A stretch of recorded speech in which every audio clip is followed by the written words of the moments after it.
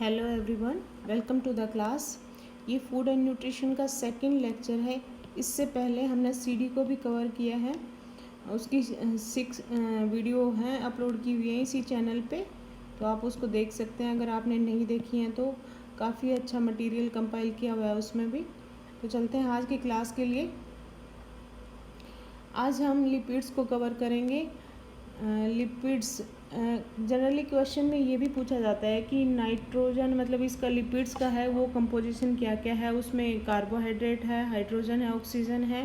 और ये मैंने इतना ही मेंशन किया हुआ था। फिर मैंने एक क्वेश्चन पेपर में देखा कि इसमें नाइट्रोजन भी प्रेजेंट होता है, फिर मैंने यहाँ पे मेंशन किया।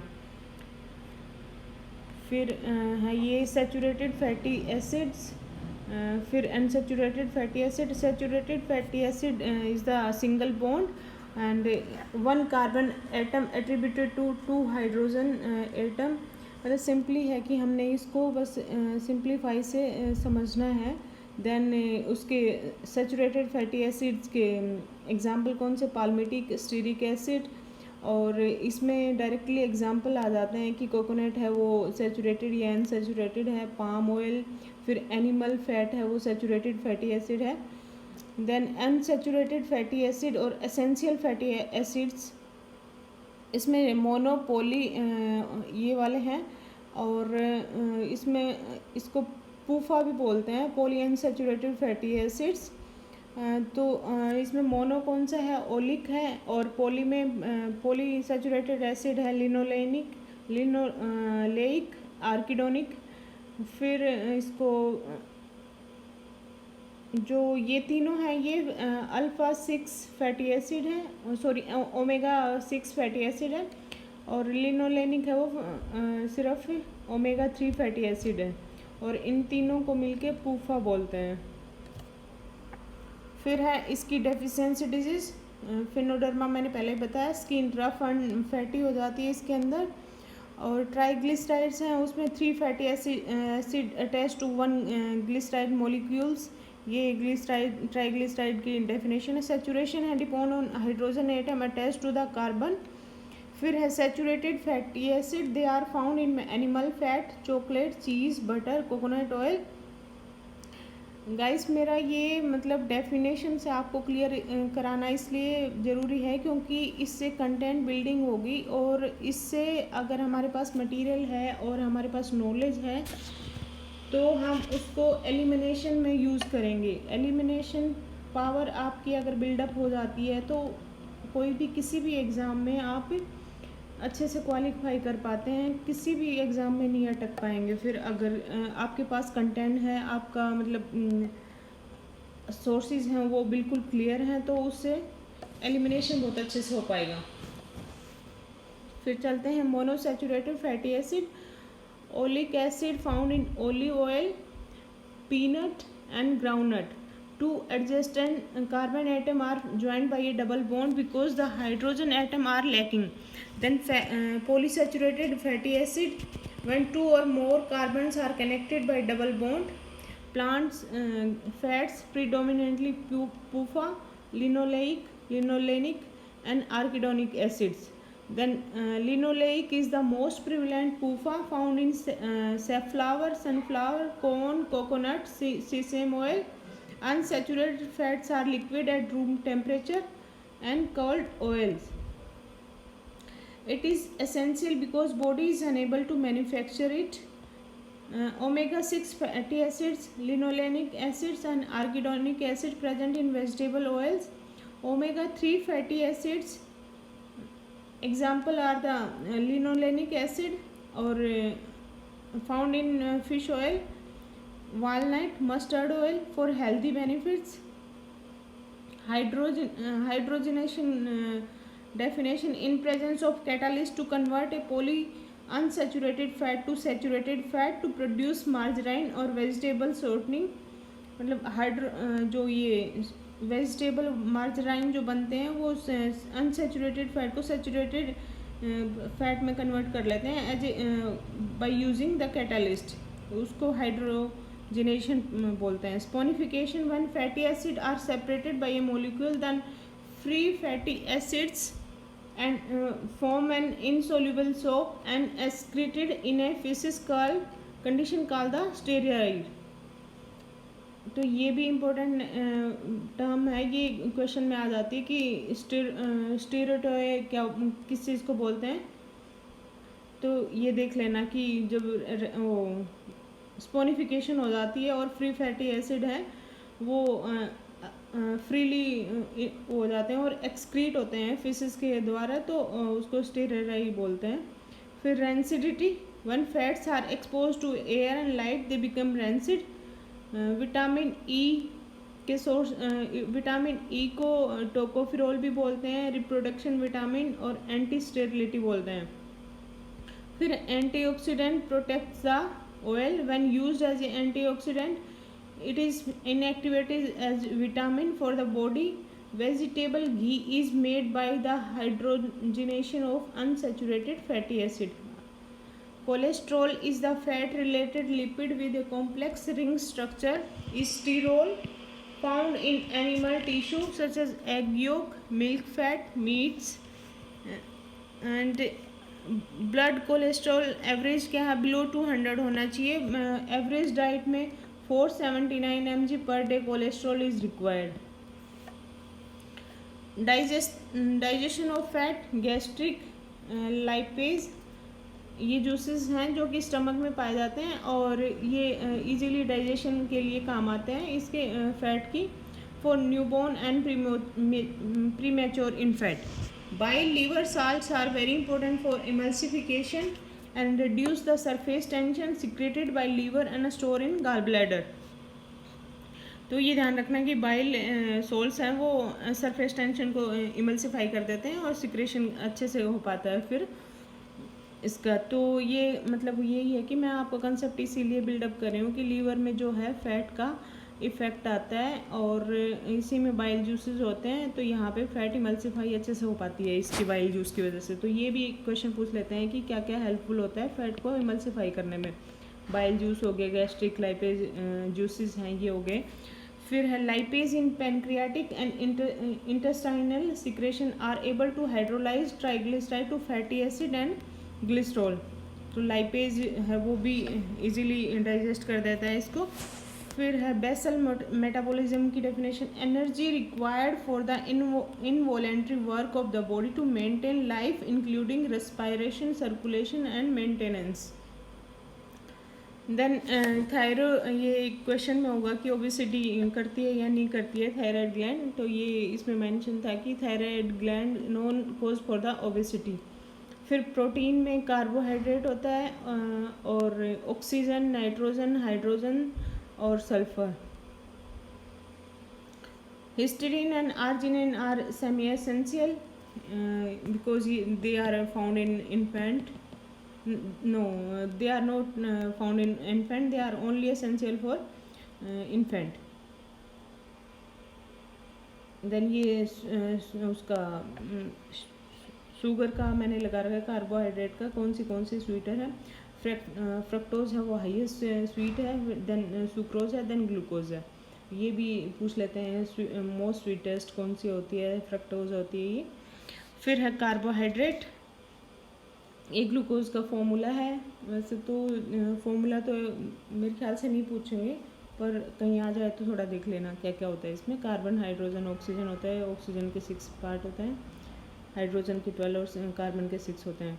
फिर है मोनोसेक्राइड्स, ग्लूकोज को ग्रेप शुगर भी बोलते हैं और डेक्सट्रोज भी बोलते हैं। इसमें ज़्यादातर यही पूछते हैं कि ग्लूकोज है वो ग्रेप शुगर कौन सी को बोलते हैं, ग्लूकोज को बोलते हैं, ग्लैक्टोज को बोलते हैं, फ्रक्टोज को बोलते हैं, और फिर डेक्सट्रोज भी इसी का नाम है। ग्लैक्टोज है वो लैक्टोज शुगर बोला जाता है, not found in the free nature. ये ध्यान रखना है, ये बहुत इंपॉर्टेंट है, ये फ्रीली नहीं पाती है। और फ्रक्टोज है वो फ्रूट शुगर बोलेंगे, हनी में सबसे ज़्यादा पाई जाती है फ्रक्टोज, हाईएस्ट स्वीट शुगर है, ये मैंने यहाँ पे बताया जैसे। फिर है डाइसेक्रोइड्स और ओलिगोसेक्राइड्स, ये है माल्टोज, लैक्टोज और sucrose. Glucose plus galactose maltose बनेगा, मतलब जी प्लस जी ऐसे करके याद किया था मैंने। लैक्टोज है वो ग्लूकोज प्लस ग्लैक्टोज से बनता है, और सुक्रोज है वो ग्लूकोज प्लस फ्रक्टोज से बनता है। तो ये याद कर लेना कैसे भी करके, ये क्वेश्चन में आ जाता है कि किस किस से बनता है ये वाला। फिर इसको ये भी बोलते हैं माल्ट को लैक्टोज रिड्यूसिंग शुगर है, इसी को माल्टोज को बोलते हैं। फ्री कीटोन ग्रुप पाए जाते हैं इन दोनों में। रिड्यूसिंग शुगर माल्टोज को और लैक्टोज को बोलते हैं, और फ्री कीटोन ग्रुप मिलते हैं इसके अंदर। फिर सुक्रोज को नॉन रिड्यूसिंग बोलते हैं, ये भी क्वेश्चन में पूछा हुआ है, तो ये ध्यान रखना थोड़ा। फिर सुक्रोज को कमर्शियल शुगर बोलते हैं, या केन शुगर बोलते हैं, टेबल शुगर बोलते हैं, इन्वर्ट शुगर बोलते हैं। ये बहुत इंपॉर्टेंट है, ये आपको याद करने होंगे कि कैसे भी केन शुगर किसको बोलते हैं, सुक्रोज को बोलते हैं। ये याद रख लेना कि गन्ने में है ये मिलती है, और इसलिए इसको केन बोलते हैं क्योंकि शुगर केन से मिल रही है। फिर है ट्राइसेक्राइड रेफिनोज, ट्राइसेक्राइड है ये एक और एग्जांपल है ये इसका। फिर विटामिन्स और मिनरल्स का है, वाटर सोल्यूबल होते हैं अदर देन बिलो, मतलब एडी के फैट सोल्यूबल होते हैं, और अदर देन एडी के वाटर सोल्यूबल होते हैं। फिर विटामिन ए है, उसमें कार्बन हाइड्रोजन ऑक्सीजन होता है। ये इसमें विटामिन्स वाले में कोई ज़्यादा इंपॉर्टेंट नहीं है, उसी में पूछ लेते हैं उसमें नाइट्रोजन मिलता है या नहीं मिलता है, तो वो ध्यान रख लेना। फिर इसका ये क्वेश्चन पूछा हुआ है डीएसएसबी में, येलो क्रिस्टलाइन सब्सटेंस बोलते हैं, और इसको विटामिन ए को रेटिनोल फॉर्म में होता है, रेटोनिक एसिड होता है, कैरोटीन भी बोलते हैं। बीटा कैरोटीन है, उसका डार्क रेड क्रिस्टलाइन कंपाउंड होता है, प्रीकर्सर ऑफ विटामिन ए होता है बीटा कैरोटीन। तो ये भी पूछ लेंगे कि प्रीकर्सर ऑफ विटामिन ए क्या है, बीटा कैरोटीन है। तो आपको एक एक ये पॉइंट्स हैं, ये बहुत इंपॉर्टेंट है और आपको बहुत अच्छे से याद करने हैं। ये जो भी मैं मेंशन कर रही हूँ ये बहुत काम आने की चीज़ें हैं, इनको बार बार मतलब आपको याद रखना है। जैसे ये precursor of vitamin A, retinol किसको बोलते हैं, फिर येलो इसका कलर है, इसका डार्क रेड है, तो ये आपको बार बार देखते रहना है और ध्यान रखना है इनको। फिर विटामिन ए की क्या क्या सोर्सेज हैं, रेटिनोल के जैसे कोट साग, जो भी मतलब एनिमल से होगा उसको वो रेटिनोल का होगा, और कैरोटिनॉइड का होगा ग्रीन लीफी वेजिटेबल्स, और जो फ्रूट्स वगैरह होंगे वो इससे होगा। जो ये एनिमल प्रोडक्ट होंगे या कुछ भी ऐसा होगा जैसे कोट साग का मीट वगैरह जो वो है, तो ये वाले प्रोडक्ट रेटिनोल के होते हैं। फिर है vitamin B complex, thiamine B1 appetite vitamin बोलते हैं, ये बहुत इंपॉर्टेंट है, याद रखना। ये कोएंजाइम में आता है, हेल्प इन कार्बोहाइड्रेट मेटाबॉलिज्म। ये बिल्कुल एक एक पॉइंट्स नोट करे हुए हैं, ये इसके बहुत इंपॉर्टेंट है, तो इसको ध्यान रखना है। फिर नर्वस सिस्टम के लिए अच्छा होता है B1। डेफिशिएंसी डिसऑर्डर क्या होते हैं, मेंटल डिप्रेशन होगा, मूडीनेस होगा, इरिटेबिलिटी हो जाएगी। सोर्सेज क्या हैं, पोलिस्टराइस होंगे, वीट जम होगा, on wheeling thiamine loss from the cereal. Thiamine अगर मिलिंग करते हैं तो ये लॉस हो जाता है। एक्सेस से भी प्रॉब्लम है यहाँ पे, पायरिक एसिड है वो कलेक्शन हो जाता है और लॉस ऑफ एपेटाइट हो जाती है इसलिए। राइबोफ्लेविन को B2 बोलते हैं, विटामिन जी भी बोला जाता है, येलो एंजाइम भी बोला जाता है, ये भी कोएंजाइम है। इसका येलो ग्रीन फ्लोरोसेंस कलर है, help to use oxygen by cells. Actual में ये जो रहते हैं ना, ये ऐसे क्वेश्चन ASRB और ARS में भी पूछे जाते हैं। और जैसे ये कोएंजाइम है या नहीं है, या नर्वस सिस्टम के लिए ये अच्छे अच्छे क्वेश्चन हैं, ये आते रहते हैं। इसके ARS में अच्छा स्टैंडर्ड आता है, वहाँ पे बहुत आते हैं ये। फिर naturally occurring in the body, niacin B3 naturally पाया जाता है, लेकिन ये इसमें ट्रिप्टोफैन फॉर्म में पाया जाता है, प्रोनियासिन फॉर्म बोलते हैं इसको। देन नियासिन इसकी 2 फॉर्म है, नियासिन इटसेल्फ और प्रोनियासिन फॉर्म, उसको ये बोलते हैं ट्रिप्टोफैन बोलते हैं। फिर है ये क्या है कि सिंथेसिस ऑफ फैट में हेल्पफुल होता है। फिर बायोटीन है, सिंथेसिस इन द इंटेस्टाइन। एविडीन है, प्रोटीन फाउंड इन द रा egg while combine with the biotin and present prevent it absorption, मतलब ये एज ए नेगेटिव फैक्टर काम करता है, उसमें रा एग में होता मिलता है, तो उसको इसलिए उसको बॉयल करके या कुक करके एग को खाया जाता है, इसलिए ये एविडिन है उसका इफ़ेक्ट है वो कम हो जाता है। फिर है B12, ये जैसे ओनली कोबाल्ट कंटेनिंग है, ये बहुत इंपॉर्टेंट है इसका। Helping synthesis of nucleic acid and nucleoprotein. Deficiency disorder के हैं परनीशियस एनीमिया, ये भी पूछ लेते हैं कि परनीशियस एनीमिया है वो किससे होता है, तो B12 से होता है। और वेजिटेबल लैक्स B12, ये ध्यान रखना है आपको। Folic acid BC group, folic acid plus vitamin C, folinic acid, then purines, pyrimidines, then regeneration of blood cells. मतलब ये काम कर रहा है कि कैसे इसके साथ में कम्बिनेशन होके, क्योंकि अकेला फोलिक एसिड है वो अब्जॉर्ब नहीं हो पाता, तभी तो हम आयरन की टैबलेट होती है, आयरन या फोलिक एसिड की टैबलेट जो प्रेग्नेंट वीमेन को आंगनवाड़ी वगैरह में वहाँ पे देते हैं, तो उनको बोलते हैं कि आप नींबू के पानी के साथ लें, जो भी विटामिन C है उसके साथ में लें, ताकि इजीली आपकी अब्जॉर्ब हो पाए वो चीज़। तो उसकी ये प्रोसेस बताई हुई है कि फोलेनिक एसिड बनता है, फिर प्यूरिन पिरामिडिन्स बनते हैं, फिर रीजनरेशन ऑफ ब्लड सेल्स होती हैं। Then parabenzoic acid PABA, it inhibits the production of thyroid hormones and bacteriostatic effect of sulphonamides. मतलब ये कहीं क्वेश्चन में ही पूछा हुआ है कि पाबा का क्या इफेक्ट है, या क्या थायराइड को हार्मोन्स को इनहिबिट करता है, ये इस टाइप से क्वेश्चन आया होगा, तो मैंने यहाँ पे नोट डाउन किया हुआ है। फिर है विटामिन C, एस्कॉर्बिक एसिड बोलते हैं, और आयरन का मैंने बताया, आयरन के लिए अच्छा होता है ये। और important for formation of protein collagen, collagen को भी मतलब जो घाव नहीं बनते हैं तो हीलिंग ऑफ कट्स वगैरह, ये इसके लिए बहुत अच्छा होता है, सीमेंटिंग मटेरियल का काम करता है। और सोर्सेज क्या हैं, सिट्रस फ्रूट हैं, आंवला है, गुआवा है। Vitamin C readily destroy by oxidation during cooking and storing. जैसे बोलते हैं कि लेमन है वो कभी भी मतलब हीट में हम कुछ बॉईल कर रहे हैं तो उसके अंदर लेमन वगैरह, सिट्रस फ्रूट, सिट्रस मतलब कुछ भी नहीं डालना चाहिए उसमें, उसका लॉस हो जाता है, डिस्ट्रॉयशन हो जाता है, ऑक्सीडेशन हो जाती है। डेफिशिएंसी आपको मैंने पहले भी बताई है कि स्कर्वी हो जाती है, जिंजीवाइटिस हो जाती है, मसूड़े मतलब छिल जाते हैं उसमें। फिर है vitamin D, anti Reichstag vitamin बोला जाता है इसको। ये गर्ल्स एक जो टर्म्स दे रखी हैं, एक एक पॉइंट्स दे रखे हैं, बहुत इंपॉर्टेंट है। एंटी रेस्टिक है, यही पूछ लेंगे कि एंटी रेस्टिक विटामिन है ये किसको बोला जाता है, विटामिन D को बोला जाता है। और precursor of vitamin in the body is the 7D hydro cholesterol found in the skin. Very very important note है ये, इसको आप ध्यान रखना। ये बहुत हर उसमें पूछा जाता है कि कौन सी है इसकी प्रीकर्सर फॉर्म, कौन सी है। 7D hydro cholesterol found in skin, ये ऑलरेडी होती है, हमें विटामिन D मिलती है तो ये फॉर्म में आ जाती है और फिर ये काम करती है।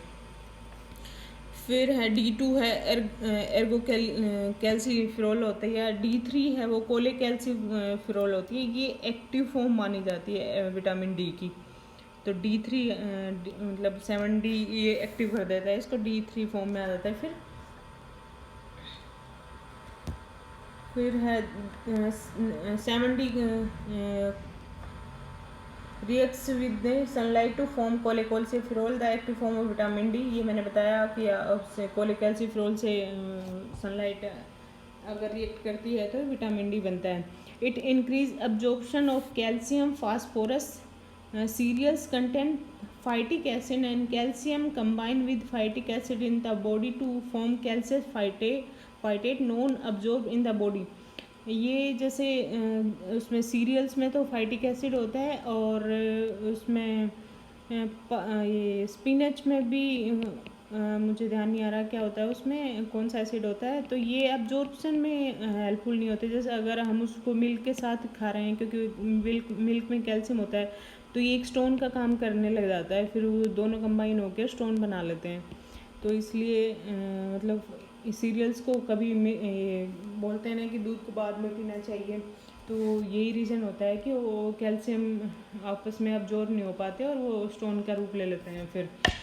फिर हैं विटामिन D के क्या क्या सोर्सेज हैं, मिल्क है, एग है, सनलाइट है, फिश लीवर, और विटामिन E है। फिर इसको टोकोफिरोल्स भी बोलते हैं, एंटीऑक्सीडेंट बोलते हैं, एंजाइम एक्टिवेटर भी बोलते हैं। ये बहुत इंपॉर्टेंट है, नई चीज़ है ये, ध्यान रखना। प्रिवेंट स्टेरिलिटी, ये भी बहुत इंपॉर्टेंट है। ये पूछा जाता है एंटी स्टेरिलिटी विटामिन कौन सा है, vitamin E play important role in protection of vitamin A carotene ascorbic acid from oxidation. ये आरएस में पूछा गया था ये क्वेश्चन की प्रोटेक्शन ऑफ विटामिन ए करता है या नहीं करता है विटामिन ई, तो ये ध्यान रखना आप, ये करता है। विटामिन के है वो कोगुलेशन विटामिन बोला जाता है, एंटी हिमोरिक होता है, मतलब थक्का निजम देता है इसका ब्लड का। और इसकी 2 फॉर्म बताई गई हैं। फर्स्ट है प्रोथ्रोम्बिन, फिर कैल्शियम और विटामिन के यहाँ पे आएगा, फिर थ्रोम्बिन बनेगा, थ्रोम्बिन से फाइब्रोनिजन बनेगा, फिर यहाँ पे थ्रोम्बिन काम करता है और फिर फाइब्रिन बनता है लास्ट में जाके। तो ये इस टाइप से काम करता है कि फर्स्ट फॉर्म होती है प्रोथ्रोम्बिन होती है, उसमें कैल्शियम और विटामिन के अगर काम करेंगे तो फिर थ्रोम्बिन बनता है और उससे जाके थ्रोम्बिन यहाँ पे फाइब्रोनिजन से फाइब्रिन में काम आता है। फिर हेपरिन है एंटीकोगुलेंट विटामिन बोलते हैं क्योंकि लीवर प्रोवाइड कर रहा है इसको, और एंटीकोगुलेशन भी हमें कई बार ज़रूरत पड़ती है, तो इसको हेपरिन है कोगुलेशन का काम करता है जो। तो ये भी ध्यान रखना आप, ये भी कहीं क्वेश्चन में आया होगा तभी मैंने नोट डाउन किया यहाँ पे। Sources rice bran oil, wheat germ oil, soybean, cotton seed. फिर वाटर क्या है, लुब्रिकेंट है, carrier for digestion 1.5 litre per day necessary है टू ड्रिंक वाटर, और यूनिवर्सल सोलवेंट बोला जाता है इसको। सो गाइस आज के लिए इतना ही। Thank you very much. मिलते हैं नेक्स्ट क्लास में, तब तक के लिए बाय बाय।